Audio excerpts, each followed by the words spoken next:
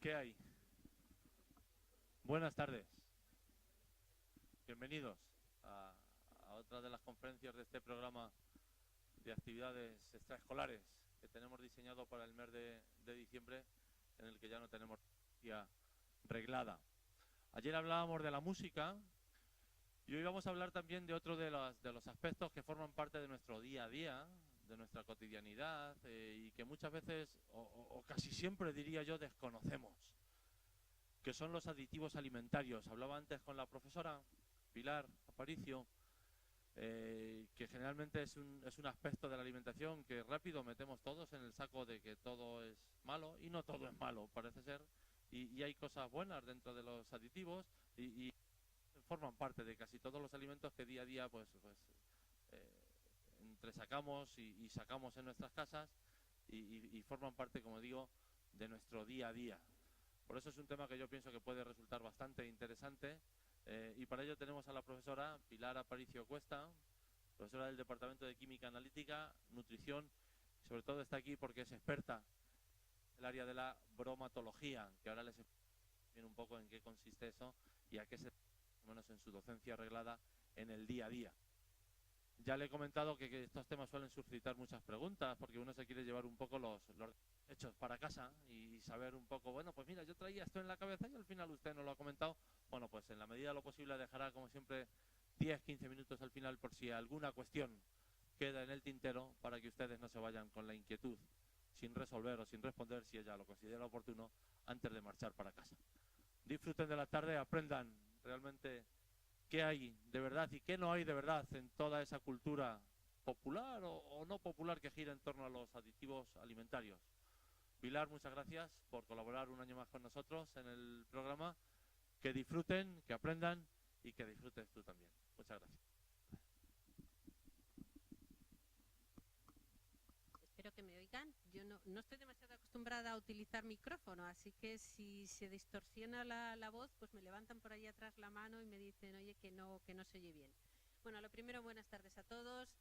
Yo estoy encantada de estar con todos ustedes, porque a mí este proyecto de la Universidad de la Experiencia siempre me ha parecido algo extraordinario, y bueno, pues espero que ustedes pues disfruten o aprendan algo de lo que yo les voy a contar. Yo trabajo en el departamento de nutrición, en el área de nutrición y bromatología. El departamento realmente es química analítica, nutrición y bromatología, que nos dedicamos a la docencia y también muchos compañeros a la investigación de cuestiones relacionadas con los alimentos. Y por eso el tema del que yo le voy a hablar en esta charla, prefiero llamarla así, a conferencia, es los aditivos alimentarios. Es un tema del que existe muchísima desinformación, e incluso a veces diría que información malintencionada. No sé bien con qué fin, pero a veces la información que existe con respecto a los aditivos alimentarios es incluso una información malintencionada. Nosotros vivimos actualmente en un mundo global donde los alimentos se han vuelto complejos. El sector primario, los alimentos primarios ya han evolucionado, siguen existiendo, seguirán existiendo siempre, pero tenemos alimentos muy variados, muy complejos, que no podrían existir, como ya veremos, si no tenemos los aditivos alimentarios. Sin embargo, a nivel del consumidor, pues hay una idea a veces errónea de que la industria utiliza estas sustancias en detrimento nuestro, o bien que nos van a perjudicar mucho a nuestra salud. No hay una idea de los beneficios que nos pueden en muchos casos aportar. Hay otra cuestión que ya veremos, que es que se tiende a meter a todos los aditivos alimentarios en el mismo saco, cuando dentro de ese mundo que llamamos los aditivos alimentarios nos vamos a encontrar con sustancias de lo más diversas. Y es preciso tener las cosas claras, saber que hay aditivos que ahora los llamamos aditivos, pero que realmente casi los llevamos utilizando desde tiempos inmemoriales, con otras características, pero casi. Bien, el consumidor se hace con frecuencia una serie de preguntas. Hay preocupaciones con respecto a los aditivos alimentarios. primero es qué son. Tenemos claro qué son estas sustancias y por qué los utiliza la industria. Otras preguntas es cómo sé si un producto lleva aditivos. ¿Son sustancias siempre extrañas? Y la pregunta estrella es, ¿son seguros para mi salud? Entonces yo lo que pretendo con esta charla es pues aportarles algunas ideas de qué son estas sustancias, cómo van a funcionar y bueno, pues desmitificar algunos aspectos. Vamos a ver, lo primero de todo lo que tiene que ver con aditivos alimentarios está regulado. Hay una reglamentación, además una reglamentación europea. La misma es un reglamento, por lo tanto compete a todos los países de la Unión Europea. De entrada decirles que son quizá de las sustancias más estudiadas que existen, los aditivos alimentarios. Entonces, lo que tengo en la diapositiva es la definición oficial, la definición que da la ley, el Reglamento Europeo de Aditivos, de qué es un aditivo. Dice, aditivo alimentario es toda sustancia que normalmente no se consume como alimento en sí, ni se usa como ingrediente característico de los alimentos. Ese trocito de la definición anula como aditivos algunos productos que tradicionalmente vienen haciendo cosas parecidas a muchos aditivos, pero que nosotros los llevamos utilizando desde tiempos inmemoriales como ingredientes. El limón, el vinagre, el aceite, la sal, las especias, esos no son aditivos. Esos son ingredientes de los alimentos. Dice también, tenga o no valor nutritivo. Ya veremos un poco más adelante que no es el fin de un aditivo aumentar el valor nutritivo de los alimentos.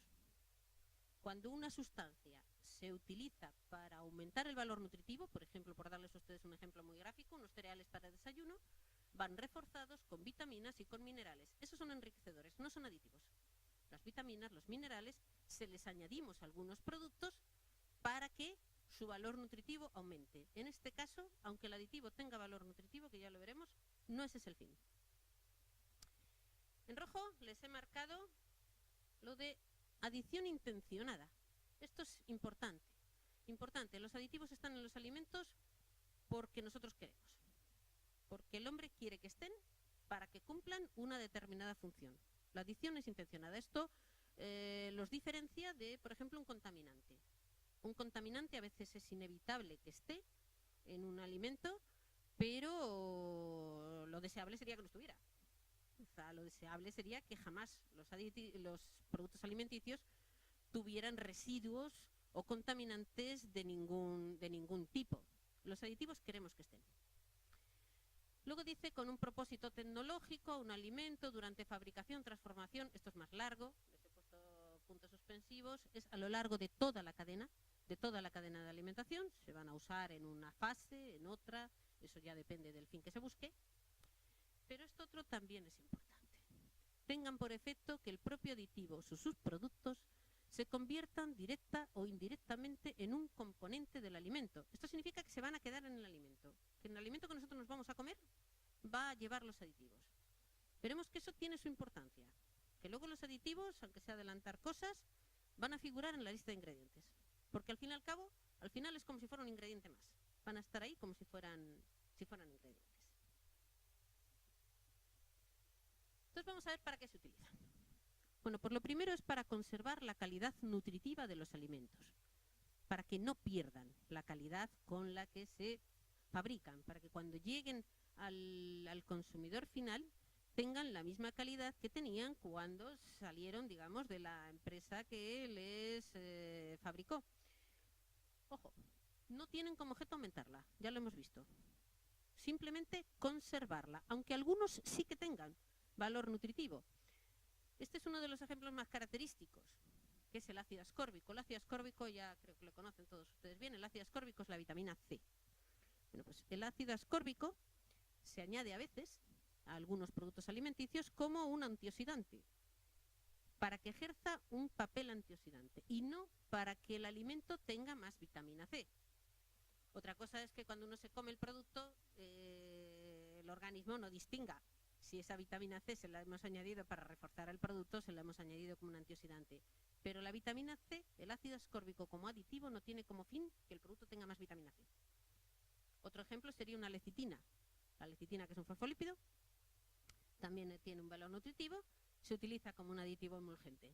No tenemos como fin aumentar valor nutritivo.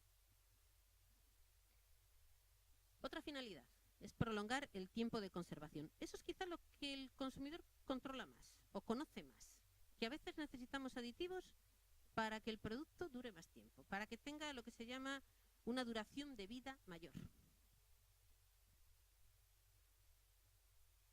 Más cuestiones. También se utilizan para mejorar características organolépticas. Características organolépticas es todo lo que tiene que ver con los sentidos, para que tengan mejor color, mejor sabor. También a este nivel decirles que los aromas no son aditivos. O sea, en muchos productos alimenticios, ustedes si cogen la lista de ingredientes, encontrarán XXX los aditivos y se encontrarán aromas. Los aromas tienen una reglamentación propia. Es otro mundo, es un mundo diferente, tienen su propia normativa. Y entonces, digamos que aunque refuercen el sabor, el flavor que se llama por ahí, lo que es la integración de olor-sabor, son otra cosa.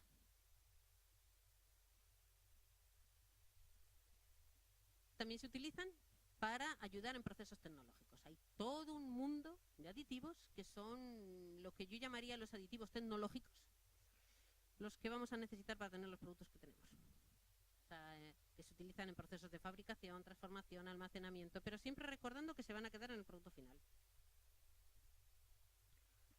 También la última cuestión de por qué se utilizan los aditivos alimentarios es para suministrar ingredientes para alimentos destinados a grupos de consumidores con necesidades dietéticas especiales. Esto lo entienden, lo que les diga, un alimento, por ejemplo, para celíacos. Para fabricar, para obtener ese tipo de alimentos, hoy día se están utilizando los aditivos alimentarios. En palabras un poco más sencillas, esos 5 motivos, esto está extraído totalmente de lo que es la legislación. En palabras más simples, yo necesito aditivos para mantener las cualidades y las características de los alimentos por más tiempo. Por más tiempo. Algo útil en el mundo que nos movemos hoy día, que cada vez nos gusta menos ir absolutamente todos los días a la compra. O sea, nos gusta llevar los alimentos al hogar y poderlos ir consumiendo. Pero además, en el mundo global en el que nos movemos, la distribución es algo que hay que tener en cuenta. Los alimentos llegan a todos los puntos y necesitamos productos que nos ayuden a mantener la calidad nutritiva durante toda esa etapa de distribución, de almacenamiento en el hogar, etc. También para conseguir alimentos más variados. La gama de alimentos hoy día es enorme. Tenemos alimentos y además el consumidor lo quiere así. Quiere llegar a un supermercado y encontrarse con una extraordinaria variedad de alimentos que cubra pues todos los gustos, todas las apetencias, todas las expectativas, etcétera. Para cubrir eso, nosotros necesitamos aditivos para disponer de alimentos más apetecibles. Esas son las razones que nosotros tenemos para tener aditivos. Les voy a poner un ejemplo gráfico, que ustedes los podrán entender. Bueno, aquí tenemos unas natillas caseras, como las que ustedes harán en su casa, seguramente, riquísimas, muchísimo más buenas probablemente que el producto comercial, pero ustedes emplean su tiempo en hacer natillas y se las tienen que comer en el día o guardarlas en el frigorífico para el día siguiente, si han hecho muchas o como mucho, a lo mejor 2 días, pero nada más. Si quieren más natillas tienen que volver a empezar. Si quieren esto es un producto que se fabrica a gran escala, es una natilla comercial. Se fabrica a gran escala. Se distribuye en un territorio, vamos a pensar solo el territorio nacional, ya no nos vamos a salir fuera al extranjero, pero se distribuye en todo el territorio. Tiene que estar en un supermercado. En el supermercado nosotros hacemos la compra, nos lo llevamos a casa. Si nosotros queremos, en un momento determinado, llegar a casa, pues porque ustedes se han dedicado a otras actividades, y abrir el frigorífico y comernos unas natillas, necesitamos aditivos para poderlas obtener, porque si no, no las tendríamos. Claro, siempre queda la cuestión de que si a ustedes no les gustan los aditivos, pues pueden fabricar el producto original.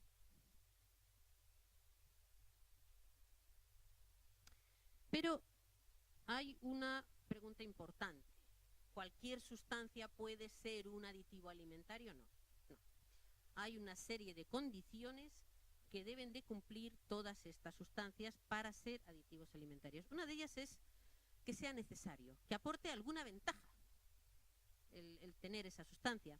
Esto está extraído directamente, dice la legislación, que exista una necesidad tecnológica razonable, que no pueda ser satisfecha por otros medios económica y tecnológicamente practicables. Esto es importante matizarlo. Esa necesidad tecnológica. Hay un grupo de aditivos que veremos que, bueno, que lo de necesidad tecnológica es más cuestionable. En muchos existe realmente una necesidad tecnológica para tenerlos.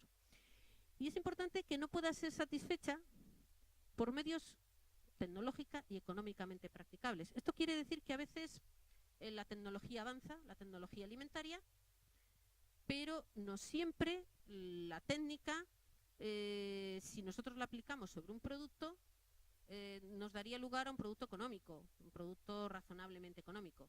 O sea, tenemos que aplicar la tecnología sin encarecer demasiado los productos. Entonces, a veces los aditivos alimentarios nos ayudan a tener esos productos variados sin necesidad de que aquellos cueste tanto obtenerlo, que encarezca tanto el producto, que afecte lógicamente a la cesta de la compra y al mercado. Entonces, se les tiene que buscar una utilidad, tienen que ser necesarios. También tienen que ser eficaces. A veces se oye en la calle decir, es que están los industriales añadiendo aditivos, sí porque sí, de sí porque sí no. De sí porque sí no, entre otras cosas porque los aditivos también cuestan dinero y no están los tiempos para ningún despilfarro.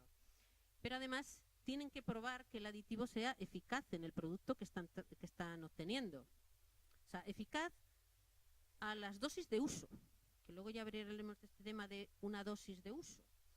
O sea, eso significa que tienen que probar los aditivos, que tienen que probar cuál es lo que va mejor en un producto u otro.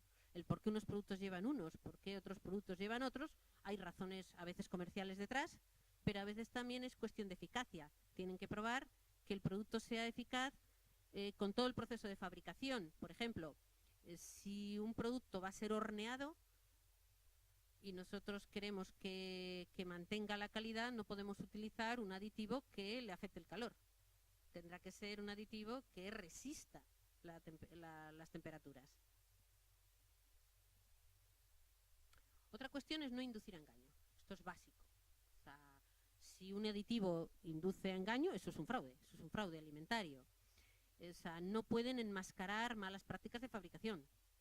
O sea, cumplen fines, pero fines, digamos, beneficiosos, útiles. O sea, no pueden enmascarar materias primas en mal estado. Ni tampoco hacer creer al consumidor que un producto tiene lo que no tiene. Y esto me voy a explicar con un ejemplo también. Una pasta alimenticia al huevo. Ustedes saben que la pasta alimenticia al huevo es más amarilla que la pasta normal. Bueno, pues, para que una pasta sea más amarilla que una pasta normal, tiene que llevar huevo. Lo que no podemos es añadirle un colorante amarillo para hacer creer al consumidor que aquello lleva huevo cuando no lo tiene. Eso es un fraude alimentario. O sea, de hecho, por ejemplo, en la pasta alimenticia está totalmente prohibido el uso de colorantes. Si la pasta es naranja, verde o tal, es porque lleva extractos vegetales. O la pasta más amarilla porque lleva huevos. Está prohibido los aditivos alimentarios para dar coloración a la pasta. Eso sería un engaño. Y por supuesto, tienen que ser seguros. Ya veremos seguros hasta dónde se conoce. Esto es el gran caballo de batalla de los aditivos, porque quizá lo demás la gente lo puede entender con relativa facilidad, pero el que sean seguros a veces ya el personal no lo tiene tan claro. Entonces, vamos a hablar un poquito de seguridad de aditivos. Bueno, para que una sustancia pueda ser considerada un aditivo alimentario, tiene que estar sometida a una evaluación muy exhaustiva. Tienen que ser evaluados antes de ser aprobados. O sea, cuando se solicita la aprobación de una sustancia como aditivo alimentario hay que presentar un expediente donde tienen que aportar muchas cosas, aparte de las características de la propia sustancia. Tienen que aportar un expediente donde se compruebe que aquella sustancia, según los conocimientos científicos del momento, no es tóxica. Y esto también es importante tenerlo en cuenta. Solo podrán autorizarse si no plantean con las pruebas científicas disponibles y al nivel de uso propuesto problemas de seguridad para el consumidor. Lo de las pruebas científicas del momento significa que tienen que ser seguros cuando se están evaluando. Si mañana un equipo de investigación de algún lugar del mundo descubre problemas, habrá que reevaluar los aditivos. Pero en el momento en que se les da la aprobación, según los conocimientos científicos del momento, tienen que ser seguros. También según los niveles de uso propuesto. Hay veces que surgen estudios de un aditivo que le han encontrado problemas porque se lo han inyectado a las ratas. Vamos a ver, es que el aditivo no se inyecta, es que se lo va a comer usted. O sea, entonces, los niveles de uso y propuestos es importante. Además hay que seguir observándolos. O sea, hay que seguir observando. No basta, yo he aprobado el aditivo, ya he visto que es seguro y ya está, ya es seguro per vida, no. O sea, al aditivo hay que seguirle, a veces hay que ver si hay problemas que no se detectan en pruebas con animales, qué sé yo, que dé dolor de cabeza. El animal no te va a decir si le duele la cabeza o no. Entonces hay cosas de estas que hay que, digamos, tenerlos en observación permanente, hay que reevaluarlos con el tiempo para ver si hay nuevas pruebas científicas que aporten cosas nuevas. En definitiva, la idea general con la que quiero que se queden es que son seguros hasta donde hoy se conoce, siempre que se utilicen correctamente. O sea, hay una idea muy generalizada de que los aditivos son dañinos. El riesgo cero no existe, pero ni para los aditivos ni para muchísimas cosas. Pero digamos que el riesgo no es tan malo como nos lo pintan muchísimas veces. O sea, existe muchísimo menos riesgo del que algunos están vendiendo por ahí. Esto, aunque sea un poco técnico, les voy a hablar un poquito de ello, de cosas que se hacen para evaluar los aditivos. Se estudia toxicidad a corto, a medio, a largo plazo, se hacen ensayos de carcinogenicidad, se hacen efectos sobre la reproducción, sobre el desarrollo, se estudia cómo se metaboliza la sustancia, si la sustancia se excreta fácilmente, si se acumula en el organismo, se comprueba cómo son sus metabolitos, porque a veces el problema puede no venir de una sustancia concreta, sino del metabolito. Con todo eso, si todo es favorable, más o menos, hay aditivos que son muy favorables, ya veremos que hay aditivos que son sustancias muy seguras y que, bueno, pues muchas de estas cosas no hay problema. Para otros se hacen todas esta serie de ensayos.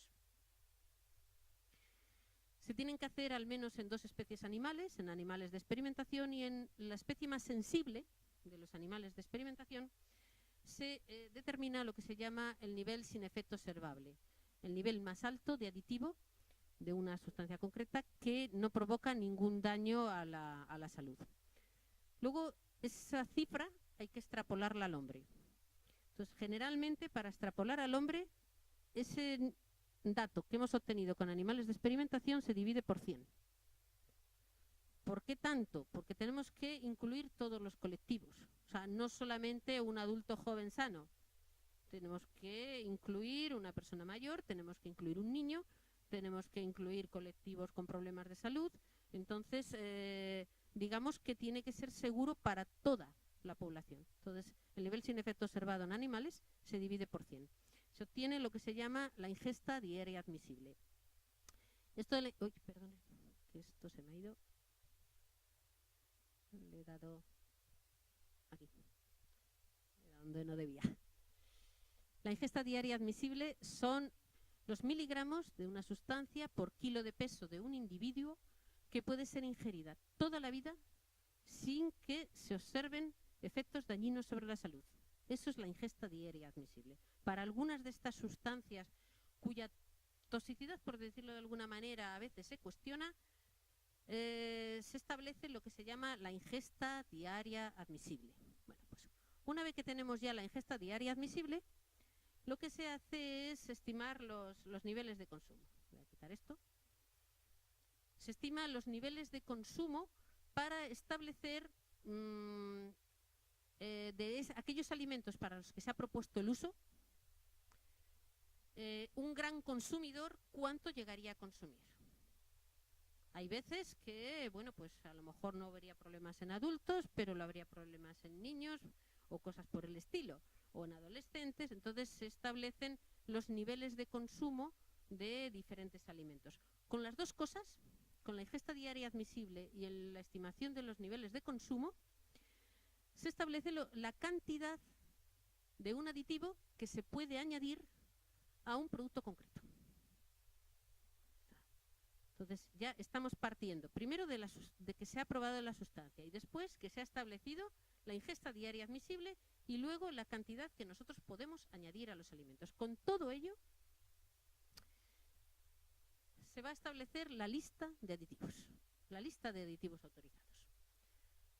Hay otra cosa que no recojo en esta diapositiva, pero que también tienen que tener en cuenta. Cuando una sustancia está aprobada como aditivo, hay toda una normativa que afecta a los fabricantes de aditivos.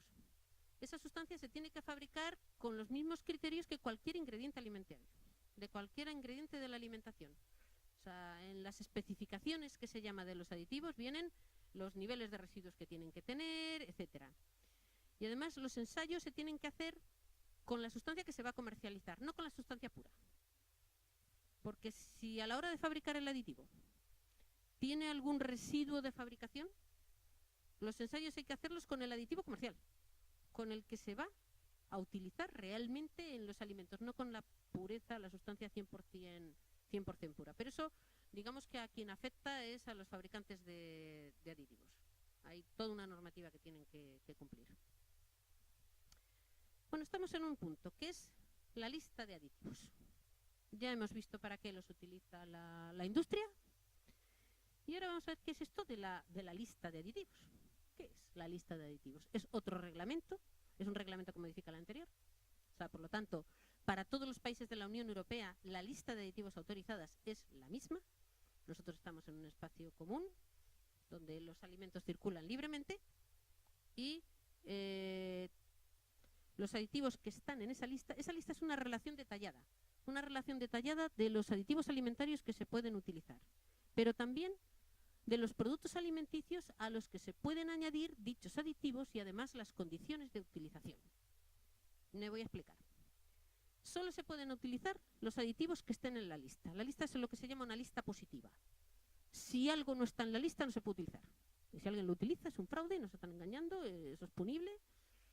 O sea, si está en la lista, es posible utilizar esa sustancia como aditivo. El que esté en la lista europea no significa que esté en la lista de todos los países. También es algo que a veces dificulta el comercio internacional. El que una sustancia esté en la lista de Europa, pues a lo mejor no significa que también esté en la lista de Estados Unidos. Y eso a veces crea unos problemas a la exportación inmensa.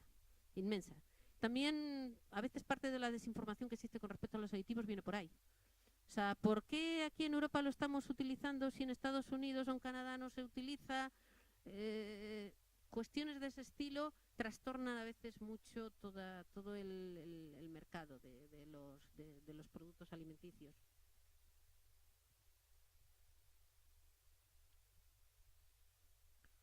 Bueno, y una pregunta que nos podemos hacer.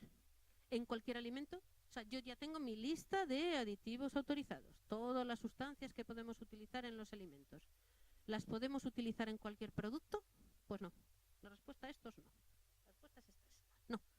Solo vamos a poder utilizar cada sustancia en los alimentos en que está autorizada y además en las cantidades en que está autorizada. O sea, Lo que significa que un producto alimenticio no va a llevar cualquier aditivo, sí porque sí. Va a llevar solo aquello que está autorizado en ese producto. Pero además con condiciones de utilización. Esto de las condiciones de utilización también hay que tenerlo en cuenta. Hay sustancias que son aditivos, ya veremos algunas, y son sustancias muy seguras. Muy seguras para los que no se ha establecido ni siquiera una ingesta diaria admisible, porque se sabe que aquello no plantean problemas para la salud. Esas sustancias se utilizan con un principio que se llama quantum satis. Quantum satis es un término de latín para utilizar el mismo en todos los países europeos, que hablamos un montón de idiomas. Entonces, para que todo el mundo se entere bien, pues esas sustancias, las sustancias que se utilizan según el criterio quantum satis, se utilizan a criterio del fabricante. Es el fabricante el que decide cuánto añadir. Esto lo entenderán ustedes mejor si les digo el término que empleábamos antes en castellano, buenas prácticas de fabricación. O sea, son los aditivos que se utilizan según buenas prácticas de fabricación. Si es demasiado poco, no es efectivo. Si es mucho, primero, estamos añadiendo inútilmente un producto o bien incluso estropeando el alimento. Entonces, son los aditivos que se utilizan según buenas prácticas de fabricación. Y aquí nos encontramos algunos ejemplos. El ácido láctico, el ácido cítrico, las pectinas, la lecitina, la goma arábiga, el caramelo. Todas esas sustancias se utilizan a criterio de los fabricantes. En los productos en los que están autorizadas, que no serán todos los productos. De hecho, hay algunos productos alimenticios en los que no se autorizan siquiera aditivos. Luego hay otros aditivos para los que existe lo que se llama la dosis máxima de uso. O sea, la cantidad máxima que se puede añadir a ese producto alimenticio. Cantidad máxima por kilo de alimento. Todo ello con una finalidad, que es que nunca se supere esa ingesta diaria segura, esa IDA que hemos obtenido antes. O sea, se calcula, antes hemos visto la estimación de consumo de alimentos, y entonces si tenemos 8, 10, 14 alimentos para los que se propone un aditivo, pues primero se calcula una dosis que sea eficaz para el alimento, pero que además, consumiendo de todo, no nos pasemos de la ingesta diaria admisible. Todo con un criterio. Cada aditivo se debe de añadir un alimento según la dosis mínima necesaria para obtener el efecto deseado. No se van a utilizar en cantidades elevadas sí porque sí, sino porque, algo que les he dicho antes, los aditivos también tienen su precio y también le cuestan dinero al industrial que está fabricando productos alimenticios.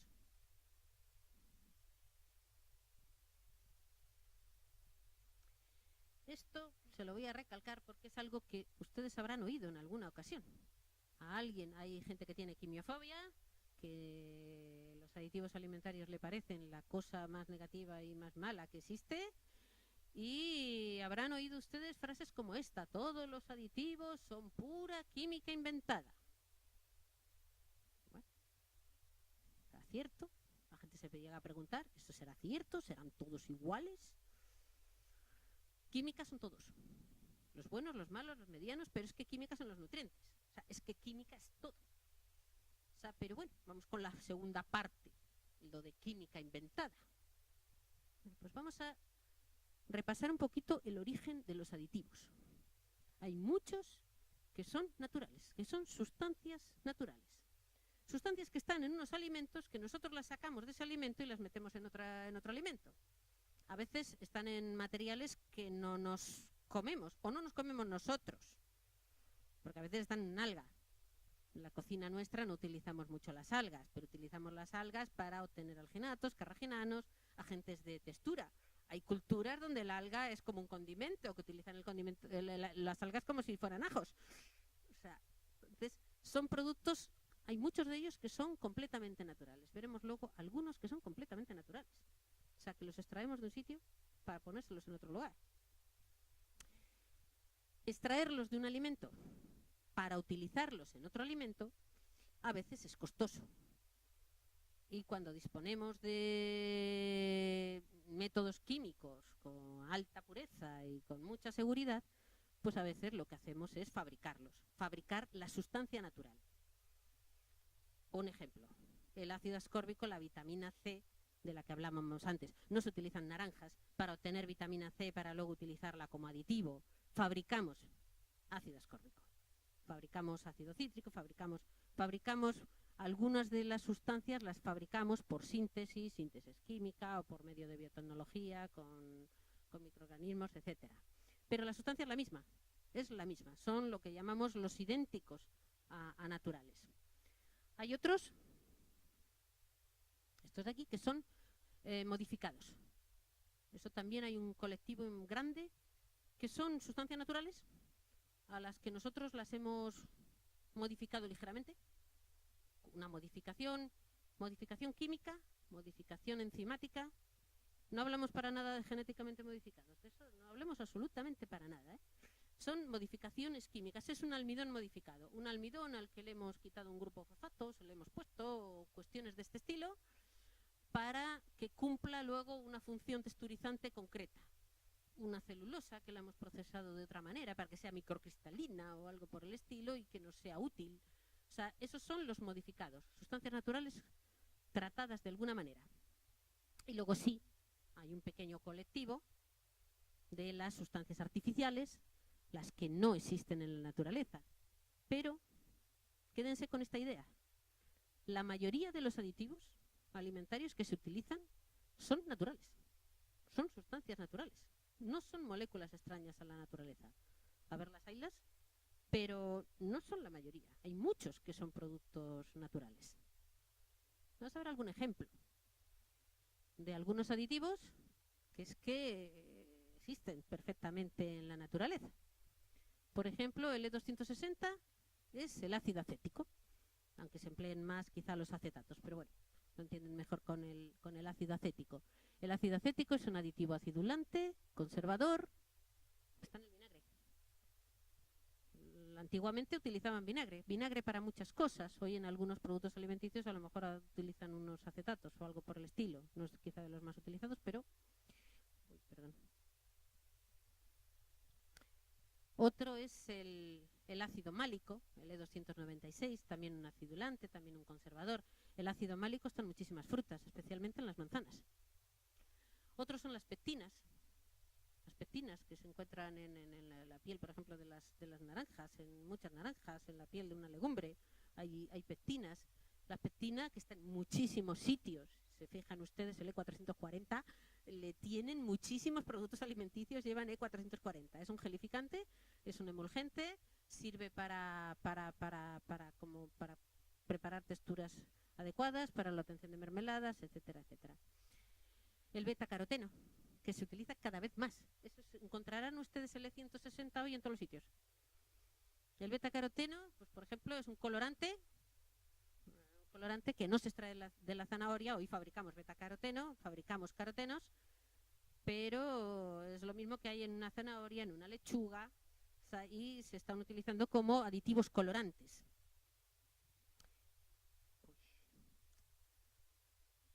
Esto nosotros no nos lo comemos, el extracto de romero, es de los más modernos. El E392, ustedes un romero le conocen de sobra, el romero huele fenomenal, le habrán utilizado probablemente como condimento en algunos casos.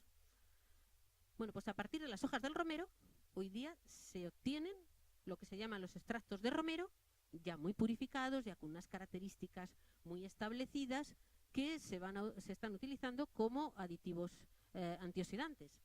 Y están en plena investigación y supongo que no tardarán mucho en encontrar la manera y de comprobar si son seguros. Hay aditivos antioxidantes del orégano, están estudiando mucho en este momento el orégano. Esto no es un producto alimenticio, pero es un producto natural, las hojas de romero. Los tocoferoles, que son los del 307 al 309, eso es la vitamina E. El tocoferol es la vitamina E y de hecho hay un aditivo, estos si no me equivoco el 307 al 309 son el alfa, beta y el gamma tocoferol, pero hay otro delante de ellos, será el anterior, que son extractos naturales ricos en tocoferoles. Eso es vitamina E. Vitamina E que la tenemos en el aceite. Entonces, no metan ustedes todos los aditivos en el mismo saco. Hay sustancias sintéticas, algunas de ellas, pues con sospechas de que pueden no ser del todo segurísimas, pero hay muchos aditivos extraordinariamente seguros. Vamos a ver cómo se clasifican. Bueno, la clasificación que se suele hacer en la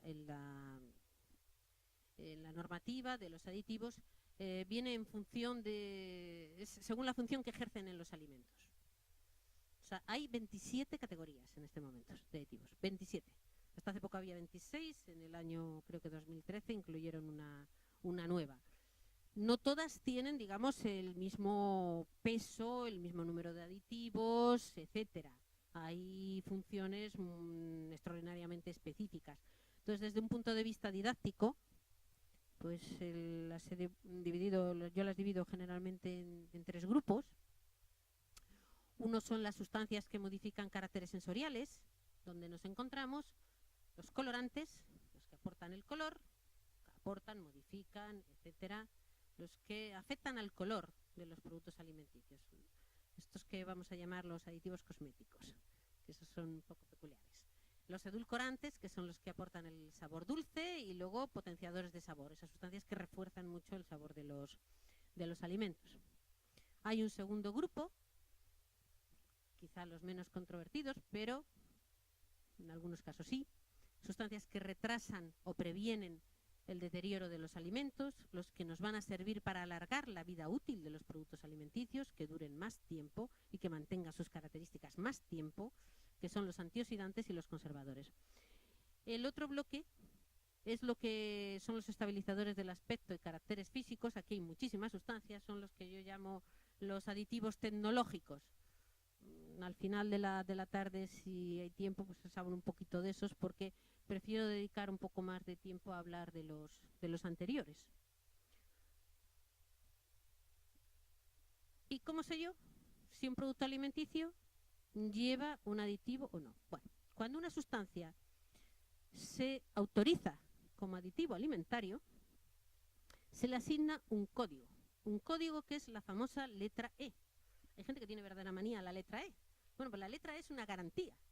La letra E realmente es la garantía de que ese producto ha pasado todos los controles de evaluación establecidos en la Unión Europea. ¿Quién se ocupa de eso? La Autoridad Europea de Seguridad Alimentaria.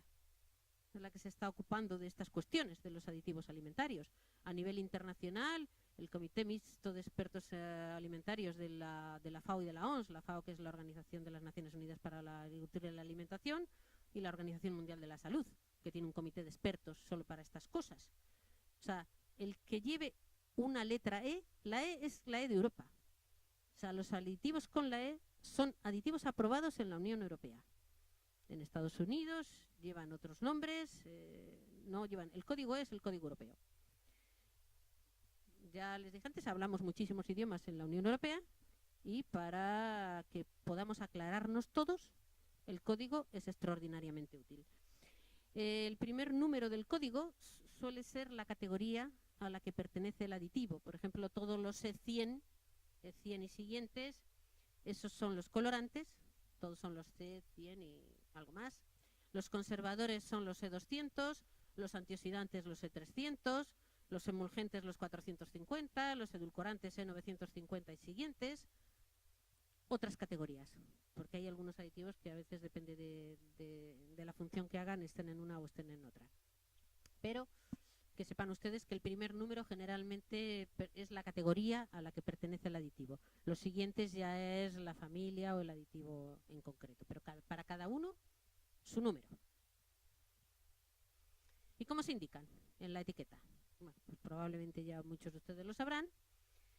Antes hemos dicho que los aditivos se quedan en el producto alimenticio. O sea, se van a quedar allí. O sea, nosotros los vamos a consumir. Y como se van a quedar allí, tienen la consideración de ingrediente. Entonces, los aditivos alimentarios van a ir siempre en la lista de ingredientes. Tienen que buscarlos en la lista de ingredientes. Siempre tiene que venir la categoría. ¿Qué es lo que van a hacer en el alimento? Si es un edulcorante, si es un emulgente, si es un estabilizante,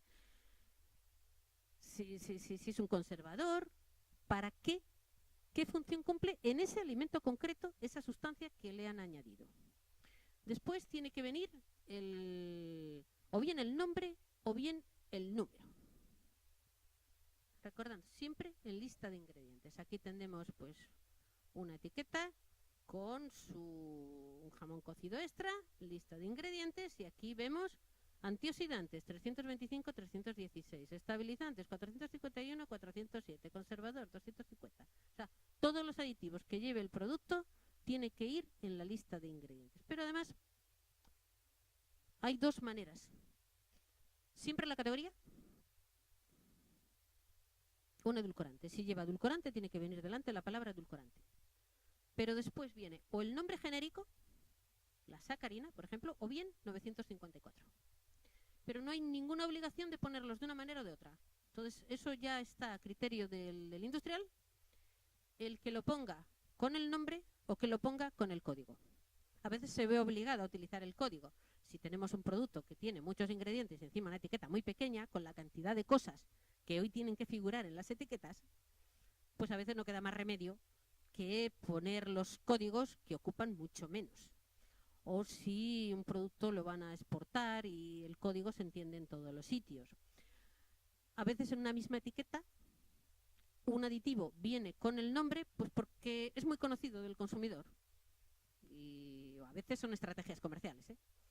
A veces son estrategias comerciales. Yo he llegado a ver en una misma etiqueta, el 330, que es el ácido cítrico, poner acidulante, ácido cítrico. Todos ustedes les suena, saben de qué es, que está en los cítricos, que está en las frutas, les suena ácido cítrico y entonces te viene acidulante, ácido cítrico. Corrector de acidez, L331, es el citrato sódico. Y eso sí que lo he llegado a ver, las dos cosas. O sea, entonces, según a veces estrategias comerciales, te ponen uno, te ponen otro. A veces es porque el nombre del aditivo es largo, no le dicen nada al consumidor, o suena tan raro que el industrial prefiere poner un código. Por ejemplo, no me sé ahora el código, pero hay uno que es un estabilizante y es el éster glicérido de colofonia de madera. Claro, si ponemos todo eso, nos comemos hasta la etiqueta. O sea, dentro de la lista de ingredientes ocupa más lo que es el aditivo. Luego hay otra cosa con respecto a los aditivos en las etiquetas. Hay quien piensa que, este tiene solo una E y este me tiene 3. Pues no es ni mejor ni peor. O sea, a veces para cumplir una determinada función es preferible utilizar pequeñas cantidades de 3 que utilizar una cantidad más elevada de otro. A veces se utilizan varios para no pasarnos de las cantidades que se recomiendan consumir.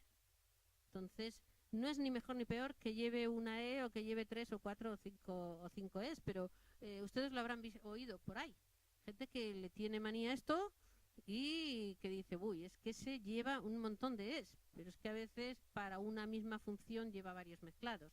Hay veces que hay sinergias entre ellos y es más útil que se mezclen varios. Todo depende mucho de qué sea, de qué producto sea.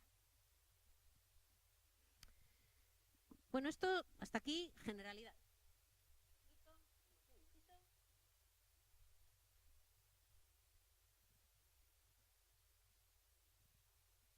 Hasta aquí estamos hablando de cosas generales, de ideas generales. Espero haberles aportado ideas sobre los aditivos y ahora pues vamos a hablar de algunos, a modo de casi ejemplos. Dentro de las sustancias que modifican los caracteres organolécticos o sensoriales nos encontramos colorantes, edulcorantes, potenciadores de sabor. Os habla un poquito de alguno. Los colorantes son quizá los más controvertidos de todos. Había una diapositiva de las primeras que les puse que decía, se ha de demostrar la necesidad tecnológica. Claro, de necesidad tecnológica para un colorante, pues como que no. O sea, tecnológicamente, digamos que no van a ser absolutamente necesarios. Pero, entonces, ¿por qué les usamos? Les usamos porque estamos acostumbrados a asociar algunos alimentos a un determinado color. Esto que han oído ustedes a veces de se come también con los ojos es una verdad como una casa. Todos nosotros primero observamos. Y si aquello tiene un aspecto apetecible, nos lo comemos. Pero si el aspecto no es apetecible, ya lo empezamos a mirar mal. Entonces, los colorantes van a ser necesarios a veces para que nosotros asociemos, para identificar productos. O para que reconozcamos los sabores. Hay detractores de los colorantes, que les llaman los aditivos cosméticos, porque realmente es eso, o sea, la cosmética de los alimentos. Hay quien piensa que quizá con una mayor educación del consumidor pues podríamos eliminar colorantes. De hecho se está haciendo porque bueno, pues en tiempos una mermelada de fresa tenía que tener color de fresa. Sin embargo, si ustedes la hacían en casa era parda. Era cuestión de educar al consumidor. Oiga, usted, aunque la mermelada sea un poco parda porque el colorante se va a perder, sigue siendo una estupenda mermelada de fresa. Hoy tienen color rosa sin necesidad de colorante porque ha mejorado muchísimo la tecnología. La tecnología, ya somos capaces de estabilizar colores naturales, cosa que antes no. Antes era cuestión de educar al consumidor. Había otro ejemplo, pues una mantequilla, por ejemplo. No era lo mismo que la vaca consumiera ensilados en invierno que pastos frescos en verano. Claro, la mantequilla de verano tenía un color mucho más amarillo por los pastos que la mantequilla de invierno, pero la persona quería abrir el paquete y que siempre fuera igual. Entonces eso, como no fuera con colorantes, no se conseguía. Hay un ejemplo muy gráfico. Ustedes asocian esto a los caramelos. Y parte del atractivo de los caramelos, no solo para los niños, también para adultos, es porque tienen colorines. Es porque les hay rosas, rojas, azules, o sea, tenemos caramelos de diferente color. Esto de aquí es lo que nosotros asociamos a un refresco de naranja. Si ustedes están ingiriendo o comprando o pidiendo en algún sitio un refresco de naranja, esperan que tenga el color de las naranjas, esperan que tenga el color de un zumo de naranja. Estos son caramelos. Si ustedes, el azúcar no tiene color, serían incoloros. O sea, si ustedes les dan esto, pueden haberle añadido aromas, puede saber a fresa, saber a naranja, saber a limón, pero es que tendrán un color, serán todos del mismo color. Eso no es atractivo. Es una de las razones por las que se usan aditivos colorantes. Esto sería el refresco de naranja sin aditivo colorante. O sea, con frecuencia, aunque sea un refresco, ni siquiera un aromatizado. Ahora sí que existen aguas aromatizadas que tienen aroma y no tienen color. Y perfectamente válidas, perfectamente útiles. Pero mucho colectivo, cuando le das un refresco de naranja, espera que tenga el color del zumo. Y aunque sea un refresco con un poquito de zumo, sería tan pálido que sería como esto. Y si a alguien le dan esto, dice, a mí lo que me anda es una gaseosa, no un zumo de naranja, no un refresco de naranja. Bueno, pues para esas cuestiones se están utilizando aditivos colorantes. Pero no todos los aditivos colorantes son sintéticos. Hay muy mala prensa a veces con respecto a los aditivos colorantes. Y la tendencia actual, a todos los niveles, es a usar cada vez más aditivos naturales. Entonces, esto que están aquí es toda la lista de los aditivos colorantes. Naturales, los naturales, ¿eh? Pero de los aditivos naturales nos encontramos, este es muy peculiar, el carmín de cochinilla, por si alguno de ustedes no lo sabe, eso es de origen animal, se extrae de un insecto. Es una sustancia que es muy segura y que tiene un gravísimo problema. El mayor problema que tiene el carmín de cochinilla es que es muy caro. Esto, si alguno de ustedes conoce bien Canarias, en Canarias era un insecto que crecía en unos cactus y las cochinillas, y que se dedicaba a criar cochinillas para obtener el carmín de cochinilla, pero claro, el aditivo preparado de esa manera es un aditivo seguro, pero muy caro. En América Central, en Perú, es por ahí donde preparan mucho esto.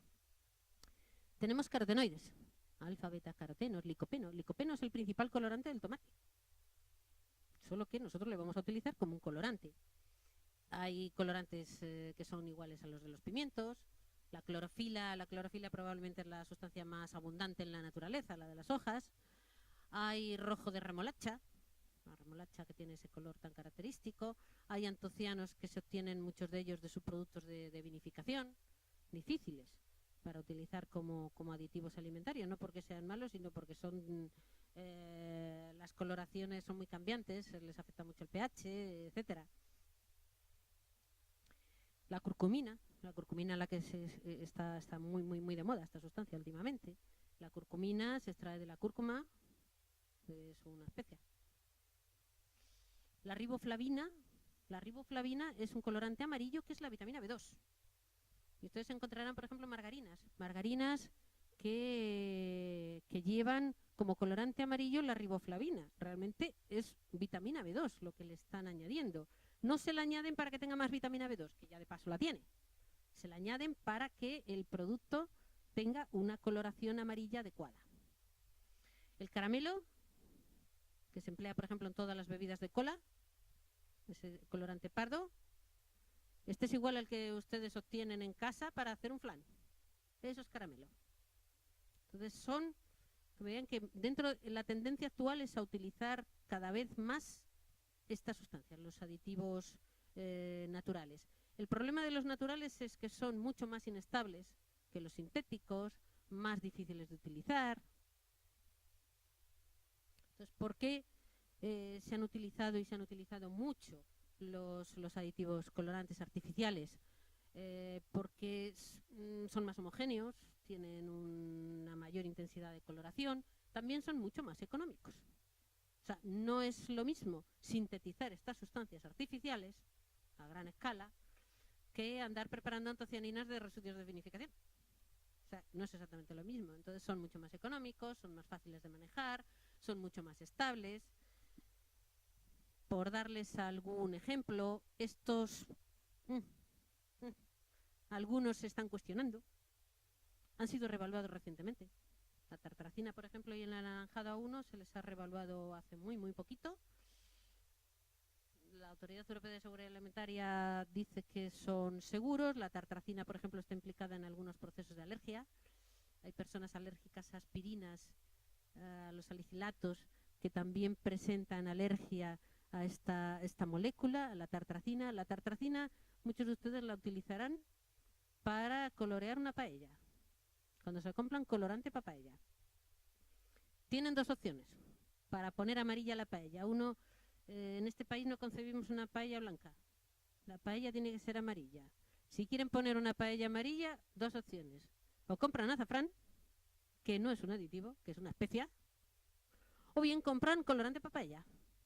El colorante para paella suele llevar tartrazina y a veces algo anaranjado. Llevan las dos, con frecuencia. Diferencia, el azafrán es muy caro y el colorante para paella es extraordinariamente barato. Entonces, opciones distintas. Decirles que de estos, su uso es cada vez más restringido, el uso de los colorantes artificiales. Sustancias dulces. Si ustedes quieren poner dulce a un producto alimenticio, tienen varias opciones. Recurren a un azúcar natural, la sacarosa, que es el azúcar de mesa, la glucosa, la fructosa, a un azúcar alcohol, estos son lo que se llaman los edulcorantes de carga, que son aditivos. El xilitol, el maltitol son la base de toda la confitería sin azúcar, o pueden recurrir a los edulcorantes de alto poder edulcorante. Todos esos son aditivos edulcorantes, aunque generalmente cuando a la gente le hablas de un aditivo edulcorante, generalmente se quedan estos de aquí, en los de alto poder edulcorante. ¿Qué características tiene que tener un edulcorante ideal? Pues un sabor dulce similar al de la sacarosa, que es la que quieren sustituir. No siempre es fácil. Que el sabor sea exactamente igual al de la sacarosa. Que tengan bajo contenido calórico. El interés por los edulcorantes es en el mundo, pónganle ustedes comillas, civilizado. O sea, el mayor interés de consumir productos edulcorantes es bajar el consumo de azúcar y con ello bajar el consumo de las calorías. En el denominado tercer mundo, donde el problema es conseguir suficiente calidad de alimentos, los edulcorantes les traen al fresco. O sea, no, ahí les dan igual. Más o menos. Pero nosotros vamos a utilizar aditivos edulcorantes generalmente para ingerir menos calorías. Poner dulces los productos sin la necesidad de añadir azúcar. A veces hay otros motivos tecnológicos, pero vamos, nos vamos a quedar con eso. Tienen que tener propiedades similares al azúcar, o sea, solubles en agua, resistentes a alta temperatura, que puedan hornear, por ejemplo, ustedes un producto con un aditivo edulcorante. O sea, no higroscópicos, que no reaccionen con el alimento, no ser tóxicos, pero eso como cualquier aditivo, esto está extraído de un artículo científico. Ser estable, mantener características con el tiempo. Pues hay en la Unión Europea un montón de ellos autorizados. Algunos les sonarán mucho. Les hay sintéticos y les hay naturales. De aquí la sacarina es muy conocida por ustedes, el diclamato han oído hablar de él, el aspartamo también es bastante conocido, otros ya menos. Acesulfamo K se está utilizando mucho últimamente.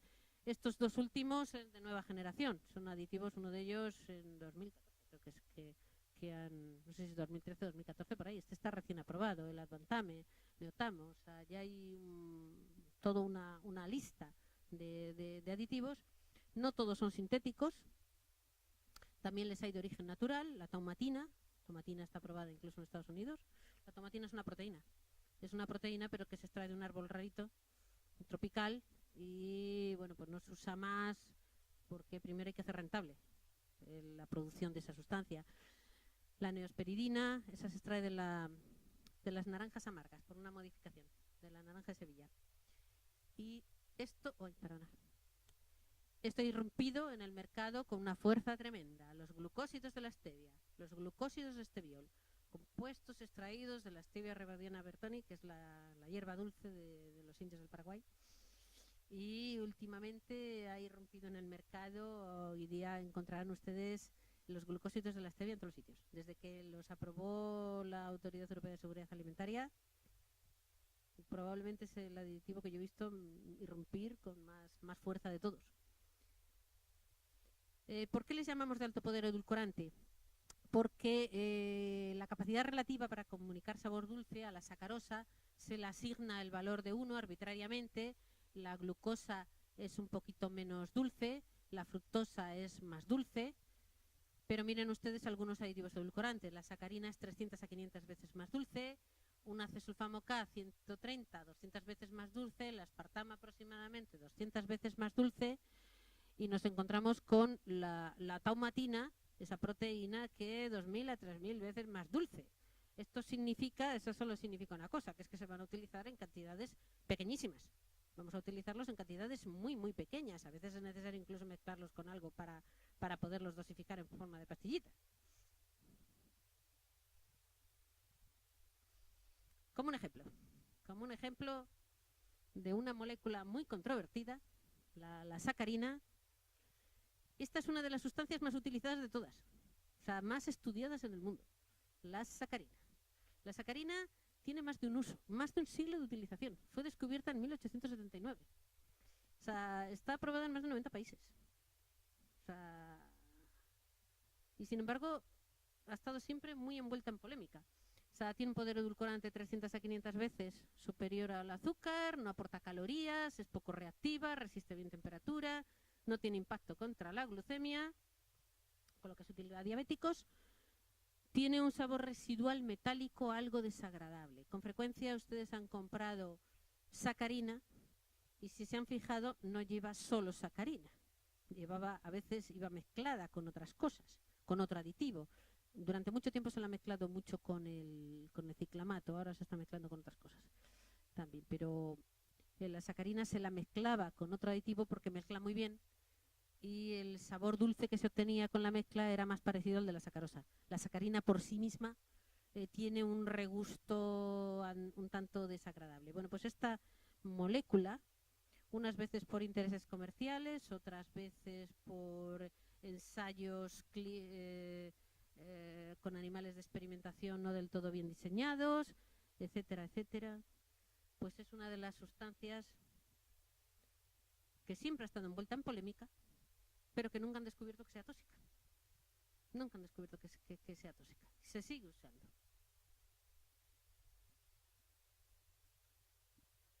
muy poquito, porque andamos ya un poco de tiempo para que ustedes puedan preguntar algo si quieren, sobre conservadores y sobre antioxidantes. Les he puesto los dos en la misma diapositiva a propósito.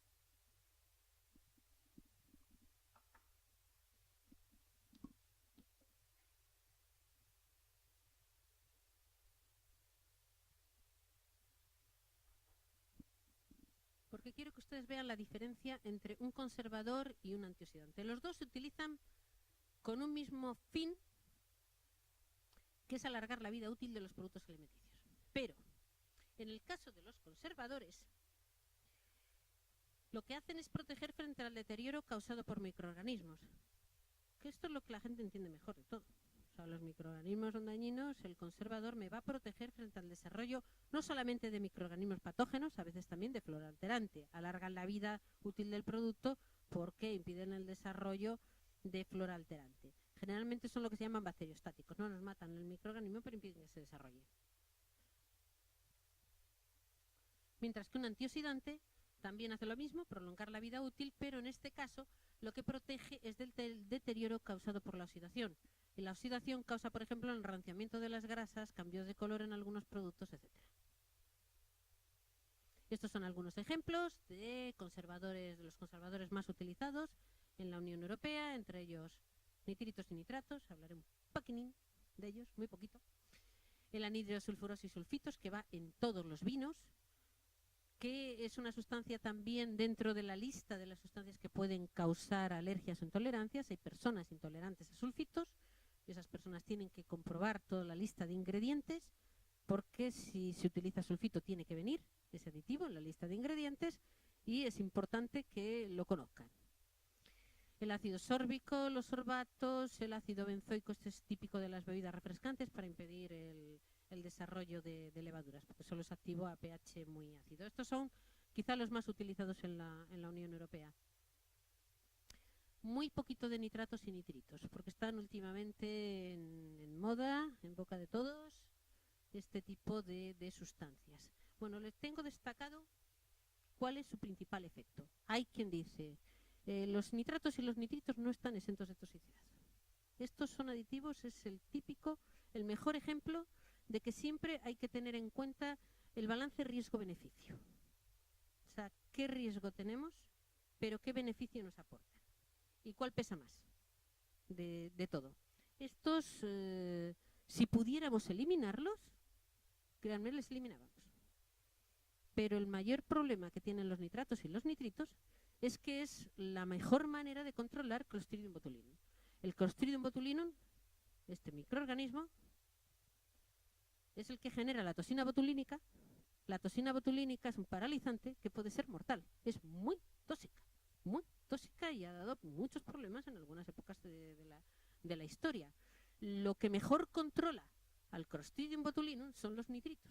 Y por esa razón, aunque no sean del todo sustancias saludables 100%, los vamos a seguir utilizando. Tienen otras acciones en un embutido crudo curado, como tenemos por ejemplo aquí. Son necesarios para estabilizar el color. Bueno, digamos que podríamos pasar de eso. Acostumbrarnos a un chorizo que no fuera rojo o algo por el estilo.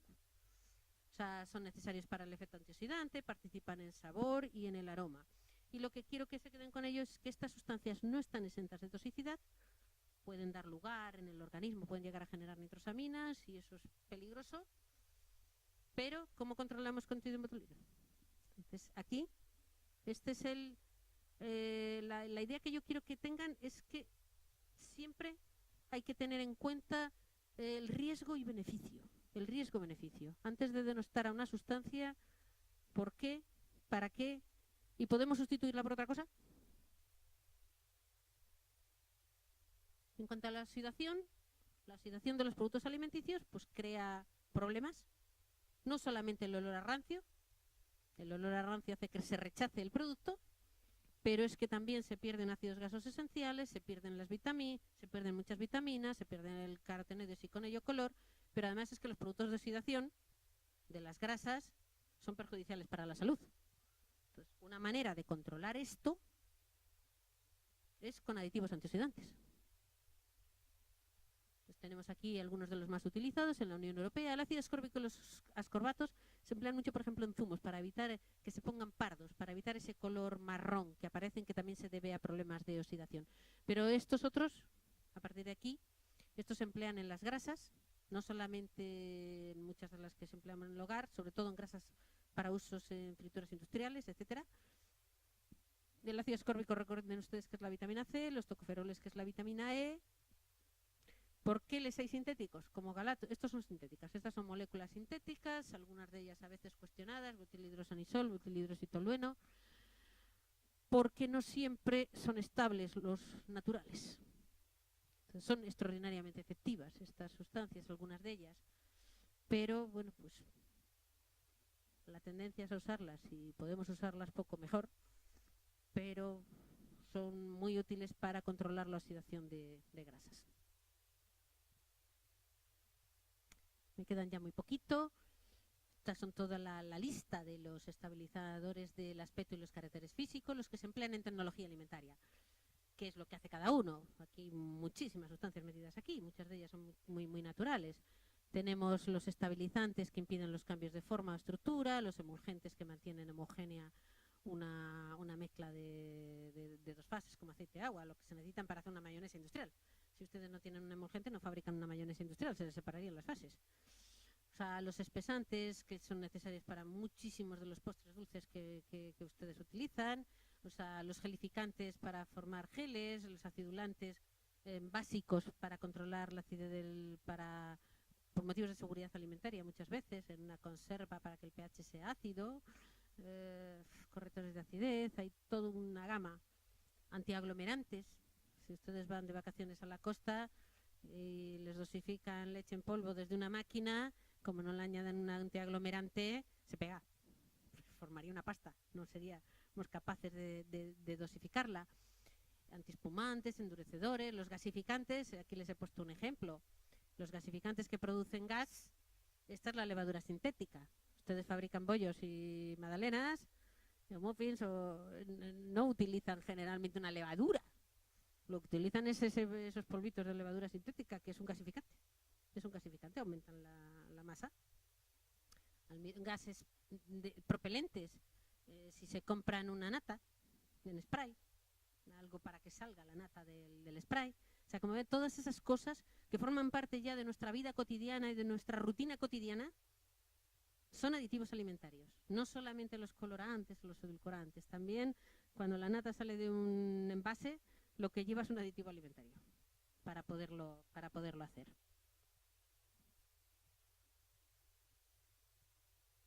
Este sería un ejemplo de una bebida refrescante, pues con un acidulante como es el ácido cítrico, con un antioxidante como es el ascórbico, un conservador como es el sorbato. Esto en verde es lo que viene en la etiqueta. Como verán, 3 vienen con nombre y 3 con códigos. Muchos de los estabilizadores con frecuencia vienen con el código, no se suele poner a veces el nombre. Y esto se lo quiero traer porque es la clasificación que hace la Organización Mundial de la Salud de los riesgos asociados a alimentos. Hay mucha quimiofobia, mucha gente que piensa que los aditivos alimentarios son malos, malísimos, y cuando uno va a buscar qué clasificación hace la Organización Mundial de la Salud de los riesgos asociados a alimentos, con muchísima diferencia, el mayor riesgo asociado al consumo de alimentos son los microorganismos. Son los microorganismos, las enfermedades de origen microbiano. Tengan ustedes en cuenta que el agua es un alimento también, y muchas de las enfermedades de transmisión se transmiten a través del agua. Pero más del 90% de los riesgos asociados a alimentos están asociados a enfermedades transmitidas por microorganismos. Luego viene, según la Organización Mundial de la Salud, los trastornos nutricionales. Problemas de obesidad, hipertensión, diabetes, etcétera, generados por dietas inadecuadas. Eso crea muchos problemas, sobre todo la obesidad en estos momentos, con todos los problemas añadidos. Luego vendría un paquete donde encontraríamos los contaminantes ambientales, a los que todos estamos expuestos, todos, no nos podemos librar de ellos porque están en el medio ambiente. Más o menos, según donde vivamos, según en nuestro entorno social, laboral, etcétera, Estamos expuestos a contaminantes ambientales, los tóxicos naturales. Muchas de las alertas alimentarias vienen por tóxicos naturales, por las micotoxinas, por ejemplo. Los residuos de plaguicidas, cada vez más controlados, pero a veces inevitables. Y la Organización Mundial de la Salud nos pone los aditivos arriba del todo. Con esto no quiero decir que estén totalmente exentos de riesgo. En algunos casos hemos visto que hay algunos que, bueno, pues tenemos que aceptar un cierto riesgo, pero un riesgo controlado. Hay una frase de un libro que ha salido hace mucho, fue el año pasado, de José María Mulet, que dice, la ventaja es que ahora sabemos qué ponemos, dónde lo ponemos, cómo lo ponemos, y eso nos da muchas ventajas. Hay mucha desinformación en la red. Si a ustedes les gusta enredar en Internet, pues pueden recurrir, por ejemplo, a la Agencia Española de Consumo, Seguridad Alimentaria y Nutrición. Hay una zona en la zona de seguridad alimentaria, en el Rincón del Consumidor. Tienen ustedes cosas muy útiles. En Rincón del Consumidor, para saber más, vienen cosas como esto, como preguntas y respuestas sobre aditivos alimentarios, en la página de la Agencia Española de Consumo. O, por ejemplo, a nivel europeo, está en castellano también, el Consejo Europeo de Información sobre la Alimentación también tiene informaciones básicas sobre aditivos. Porque si ustedes ponen en un Google problemas de los aditivos, se encuentran un montón de páginas donde vienen cosas a veces casi terrorismo informativo, de lo que aparecen allí. Bueno, pues busquen ustedes páginas fiables y estén ustedes bien informados para que informen a su entorno cercano, y para que cuando alguien les diga los aditivos son muy malos, sepan decir, bueno, pues va a depender de qué aditivo, va a depender de qué producto y va a depender de lo que utilicen. Y además, si quieren tener toda la variedad de alimentos que tenemos hoy cuando vamos a un supermercado, van a tener que admitir los aditivos alimentarios. Y si alguno no le convence, pues siempre puede recurrir a mirar la lista de ingredientes y decir, yo eso no me lo compro porque lleva aditivos. Muchas gracias.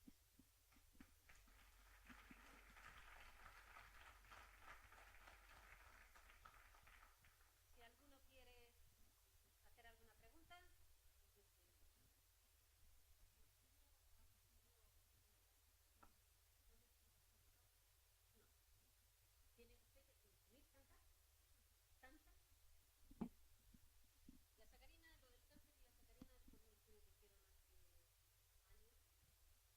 problema es que les daban a las ratas una cantidad tal de sacarina que es que se la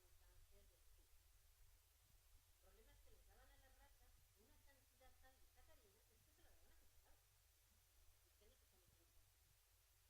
Claro, le daban tanta sacarina que era la irritación de la vesícula la que producía, llegaba a producir el cáncer. O sea, tendría usted que estar consumiendo sacarina constantemente. Y tampoco es el caso. De hecho, debido a aquel estudio, por ejemplo, en Estados Unidos, primero lo prohibieron. Comerciales aparte, lo sabía. Después, como grupos de investigación se dedicaron a investigar, no sé medio entonces, se dedicaron a investigar sobre la sacarina, pues no encontraban problemas más allá de los fallos metodológicos que tenía el ensayo anterior. La admitieron. Estados Unidos vuelve a probar la sacarina con una leyenda como en el tabaco. Esto lleva sacarina que puede ser muy perjudicial para su salud, algo por el estilo, no me acordará exactamente de la leyenda. En el año 2000 quitaron hasta la leyenda. Pero, bueno, pues hay países donde sí que, si no me equivoco, Canadá no la tiene aprobada. Entonces este es un mundo muy, muy particular. En un entorno como el nuestro, es que yo casi no conozco a nadie que no haya probado la sacarina alguna vez. O sea, todo el mundo más o menos, pero tampoco la gente se está echando 8 pastillas en un café, porque no se lo puede tomar. Entonces, el que usted consuma 1 o 2 pastillas diarias está por debajo de lo que es la ingesta diaria admisible, y entonces, según los conocimientos científicos del momento, Que mañana hay un equipo de investigación que descubre algo rarito con respecto a la sacarina, pues a lo mejor, y hay que sacarla de la lista de aditivos. Pero a día de hoy, un siglo de utilización lleva.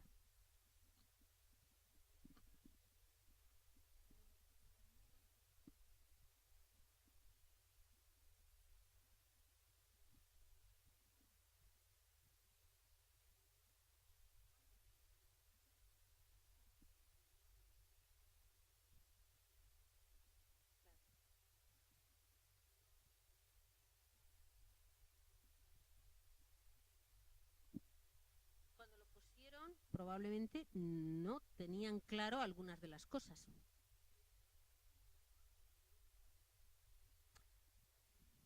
Que tuvo problemas con el bórico, problemas de alergia. Las alergias son muy especiales, o sea, las alergias son un mundo aparte. Le daban problemas, que no los puede comer, que tiene problemas. La alergia es un problema aparte. Una cosa es la utilización normal y otra cosa es la persona que tiene alergia. Una persona desarrolla hipersensibilidad y hay niños que tienen alergia a la leche y no vas a prohibir la leche por ello.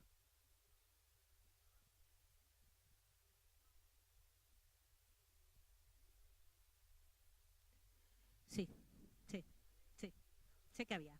Lo que pasa es que ahora se conoce todo mucho más. Ahora se conocen más, pero a verlas las había.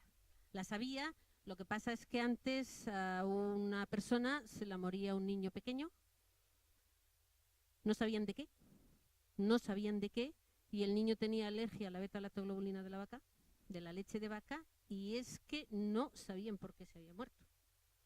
Hoy día han empezado a hacerle pruebas 1000 y a un niño le detectan, que cuesta, que no es nada sencillo, que detecten que tiene alergia a algo. Las alergias es un mundo muy especial, no puedes prohibir, pero sí, afortunadamente, pues se han desarrollado ya a nivel de especialidades médicas los alergólogos y los aditivos no están exentos de las alergias. No están exentos. Hay gente que tiene alergias a las cosas más peregrinas. A las cosas más peregrinas. Hay gente que tiene alergia, yo conozco una persona con nombres y apellidos, que tiene alergia a las manzanas. Que no puede comer manzanas. La mayoría de nosotros, bueno, la manzana es un producto súper sano.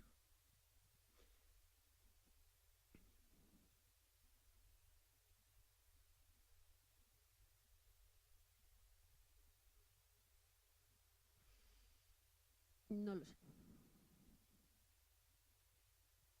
Tolerancias hay muchas, pero ya le digo, probablemente se conocen más. Sí que han aumentado las intolerancias y además se está estudiando eso. ¿Por qué están aumentando tanto? ¿Por qué están aumentando tanto? Pero no solamente es porque los alimentos tengan más cosas, es que tampoco nos tenemos que olvidar del medio ambiente. Estamos viviendo en ciudades donde la contaminación aumenta. Imagínense ustedes el que vive en Madrid estos días con la famosa boina, está expuesto a una cantidad de contaminantes que sí, pero ¿por qué están aumentando las alergias? Sé que sí que se está estudiando eso, ¿por qué aumentan tanto? Y yo no tengo claro si